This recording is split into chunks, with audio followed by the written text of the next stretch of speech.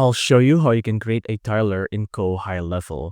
From GoHighLevel, you want to go to Settings, and then on the Tag section, and then on the right-hand side, you want to tap on the blue button to create a new tag.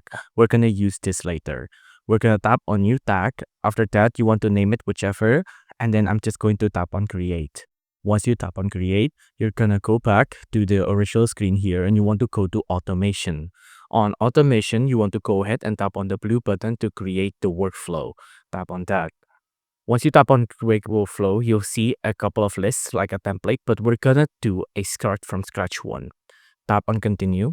After that, on add new workflow trigger, you want to go ahead and first add a contact tag and then tap on save trigger. Once you have that, you can see, first off, you want to make sure the workflow trigger name is called contact filter.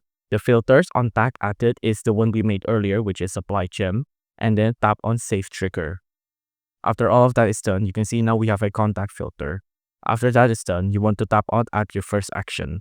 On your first action, you want to go ahead and tap on manual call. This is our tiler, right? Tap on that. Once that's done, you want to go ahead and tap on the green button to save.